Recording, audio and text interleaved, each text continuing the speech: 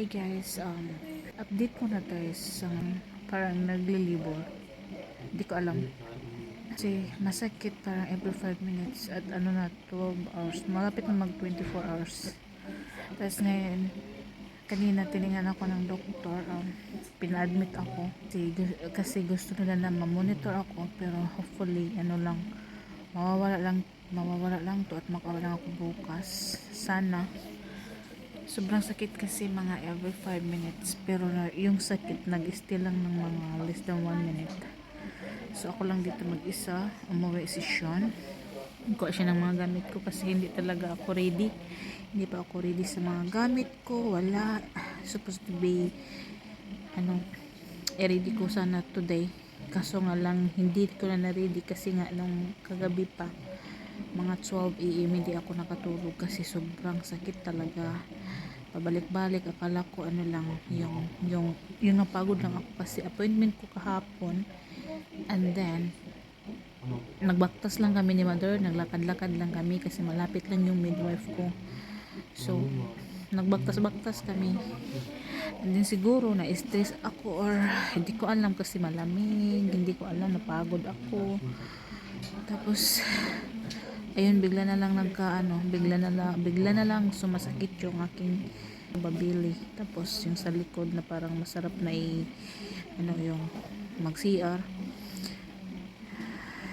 Sana sana mawawala lang. Sana lang to yung parang infection, kaya sabi baka infection lang or whatever. Kasi guys, sobrang early pa. Oh my god, masakit. Inaano ko lang yung parang wag mo na baby.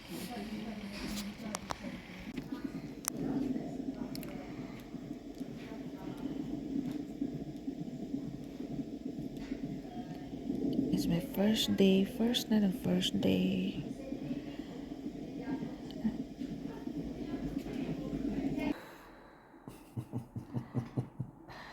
What you like? Huh?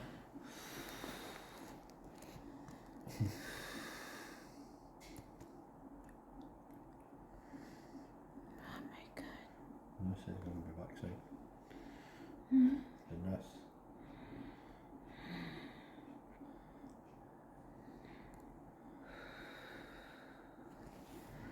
I'll ring on when you need it. Okay?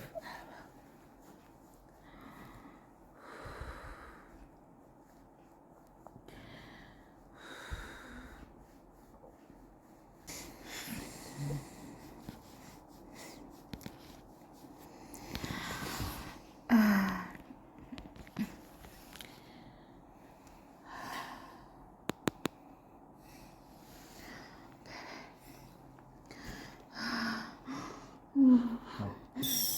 Big one. Big one. Keep going. Keep going. Keep going. That's it.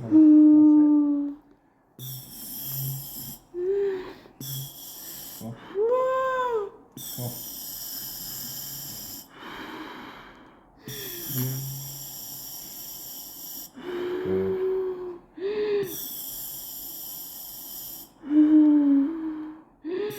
Come on. Doing good. That's it.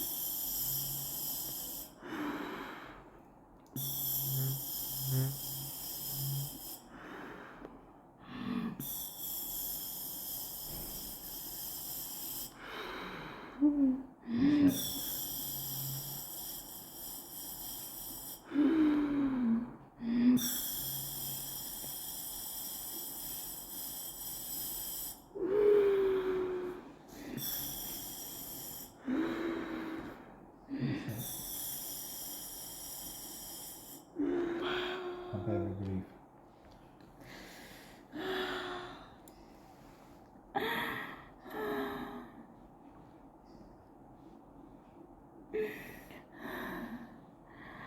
Oh my god.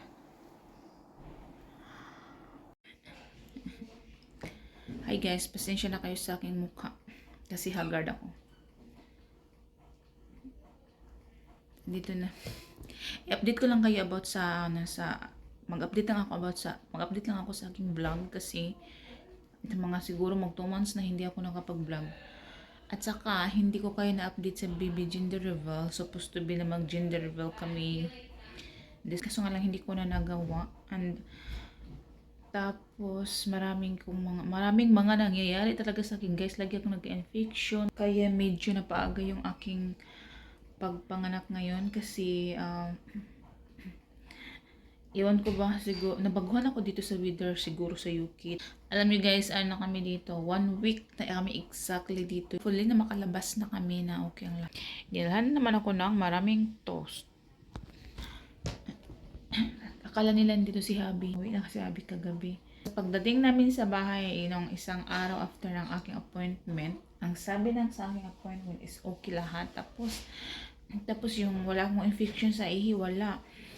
Nung pagkagabihan, siguro pagod na pagod siguro ako nun kasi nag-ikot-ikot kami kasi yung si mother nga binilan ng bagong mga gamit si baby. And then, kasi pagdating ko sa bahay, yung parang nag-crave ako ng watermelon tapos kinain ko yung half na watermelon. Sobrang lamig din yung time na yun. Iwan ko kung trigger ba doon. Tapos nag-infection ako. Tapos pagka 12 a.m. ng madaling araw ng Tuesday, doon na sumakit na yung aking tiyan. So akala ko yung parang ano lang, normal lang na sakit. Every 10 minutes na siya guys sumasakit. Tapos sabi ni Sean, ang duty siya, tawagan mo ako kung lumala, kung ano ba yan. Sabi ko okay. Tapos ang sakit-sakit lang siya hanggang sa dumating yung 11 a.m. yata yun. Nag-message yung kapatid ni Sean at yung mami niya, tumawag na magkape sila sa bahay. So ayun, sabi ko okay. Tapos pagdating nila yung mukha ko hindi na madrawing. Sabi ko, yung parang masakit na napibila, umiyak ka ba? Sinong kaway sa'yo? Sabi ko, okay lang ako. Okay lang ako, pero sobrang sakit na talaga. Sabi nila, ano bang masakit? Yung sabi ko, yung likod. Hindi ba yung frequent mo daw yung sakit? Sabi ko, every 10 minutes. Tapos sabi nila, baka mga anak ako. Sabi ko, ang aga naman. Sabi niya, baka nga gano'n. Sabi niya, magbihis ka, punta tayo ng hospital. Ayun, dinala nila ako ng hospital, dinawagan nila si Sean. Tapos si Sean naman, dali-dali umuwi. Sabi ni Sean, sabi ko sa'yo, tawagan mo. Sabi ko, wala. Sabi ko, I know, alam. Sabi ko, alam ko, pero hindi naman ako nag-expect na manganganak ako, guys. Pero 2 days ako nag-labor. Kasi hindi ko talaga alam, ina-admit nila ako muna dito, pinag-obserbahan kung ano ba talaga. Tapos lumabas yung dugo. Tapos yung iba yung parang yung mga tibok-tibok pa ba na dugo. Tapos ini-examine nila kung ano yung ano lagi sa infection ko. Tapos pagka kinaumagahan na hapon, sabi ko hindi ko na talaga kaya yung sakit, hindi na talaga siya nawawala. Kaya yun, check ako ng doktor. Tapos ayun, inaayain niya ako, sabi niya, you will be having a baby today, tonight. Sabi niya, kung ready na ba daw ako? Sabi ko, hindi talaga ako ready. Pero kung nandiyan na talaga, syempre, sino ba naman hindi magiging ready na lang. Kaya ayun, dinala na ako nila sa delivery room, guys. Alam niyo, pagdating pa namin doon sa delivery room, dinala ako nila doon 3 p.m. Tapos, hindi pa talaga sabihin na dalhin ka sa delivery room. As in, mga anak ka na talaga straight away. Ang dami pang doktor magbisita, mga midwife, nurses, every hour ako chinecheck. Buti na lang yung nag-handle sa akin na mga midwife, yung mga nurses, as in sobrang bait nila, tsaka yung doktor. Pagdating doon, nakagas support na ako kasi kung sumasakit, anuhin ko lang yung gas. Hindi ako nag-epidural. Tapos sabi ko kasi kay Sean dati na, gusto ko isiis na lang ako. Sabi niya, ikaw bahala kung anong gusto mo. Hindi na, wala lahat yung mga plano, wala nga kaming dalang damit. Walang damit. Yung sinuot ngayon ni Bibi, after niya labas, yung sa hospital na damit. Kasi wala. Kasi sabi ko nga, this month, February, magre-ready ako para next month. Para March. Ano ko yung mga gamit na dalhin sa hospital at saka yung sa akin, pero walang nangyari, wala, as in pumunta ng hospital, wala talaga guys, wala, kahit isa. Sabi ko, I'm not ready for this. Sabi niya, lahat naman talaga hindi tayo ready kasi okay lang daw, ganyan, meron naman silang mga gamit dito na pwede mo nang ipasuot sa baby, mga ganyan, mga nappy. Buti na lang meron talaga sila guys, kasi kung wala talaga, iiwan ko si Sean, hindi naman umuwi kasi diretso naman siya sa hospital. Tapos grabe, hindi ko ma-imagine. Tapos tinurukan pa ako ng malaking dagom na shaking ako. Tapos sabi ng nurse sa akin kung hindi ba daw ako magpapalagay ng painkillers. Tapos yung especially yung epidural, sabi ko na tinanong ko pag gano'n kalaki yung yung karayom, sabi niya gano'n din kalaki sa ganyan. Sabi ko no, wag na lang, anuhin ko na lang yung sakit kasi yung gas support kasi guys, help talaga yung pag sumakit, mo lang, pero nagiging ka mauhaw na yung bibig mo ba doon mag-dry, tapos pumuti yung lips mo kasi nga pure gas siya. Yun lang yung gamit ko talaga, as in sabi na ang mga tao doon na doktor, sabi nga ng mga midwife at nurse na grabe sobra ko daw kasi wala akong painkiller na pinalagay. Pero alam niyo guys, hindi nga kasi nag-break yung aking water kahit gano'n ko pa tinatry siya ilabas. Tapos pagka sabi nila na in 2 hours in 1 hour i-break na nila yung water ko pag once na hindi pa bumaba si baby. Sabi ko hindi na ako makapag-antay ng 1 oras, sobrang sakit na, ayoko na talaga. Sinabi ko na talaga sa kanila guys. Tapos yung assistant, pinuntahan niya yung nurse na ganyan, hindi ko na daw kaya, kailangan na ipabuto nila yung aking water. So ayun, gabi live and rest siya nasa kabila, as yung mami niya nasa to. Grabe, di ko talaga ma-imagine yung sakit nung time na yun. Si ma'am ni siya yung naghawak ng gas para pag sumakit, siya yung maglagay sa bibig ko kasi pagod na siya. As in, ilang oras ba kaya yun sila naghawak ng gas? Mga 3 p.m. till 10 p.m. So mga ilang oras yun. Pagkatapos, binibreak nila yung water ko guys, parang na-feel ko talaga na hindi ko alam kung saan yung sakit na yun galing, kung hindi ko mararamdaman yung parang iwan ko kung anong ginagawa nila sa loob ng tiyan ko, parang na hulbot man lahat yung mga tinahay ko. Tapos na-feel ko talaga yung pain na sobrang sakit, hindi ko alam kung saan galing.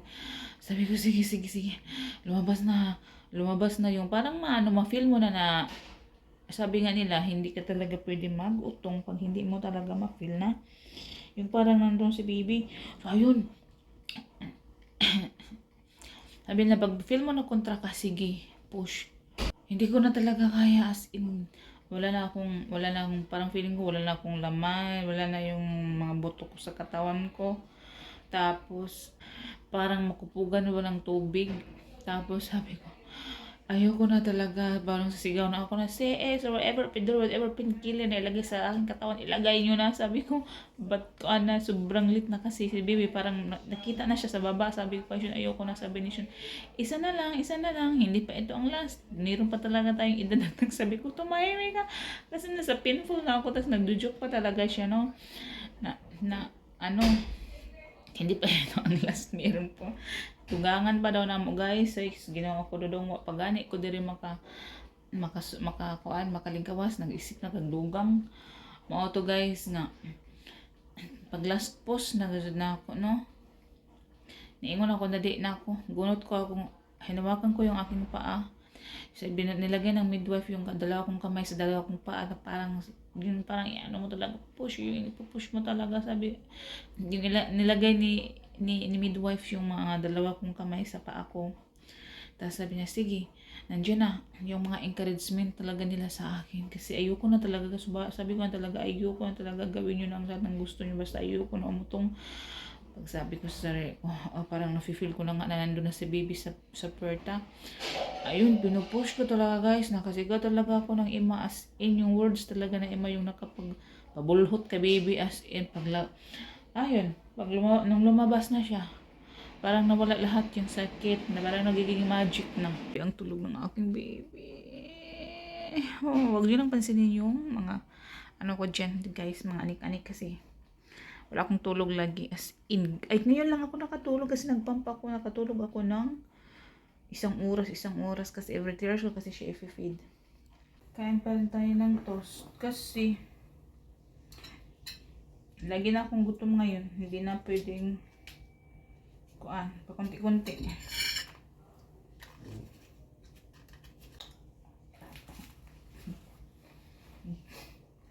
Dito lang tayo sa UK pag manganganak.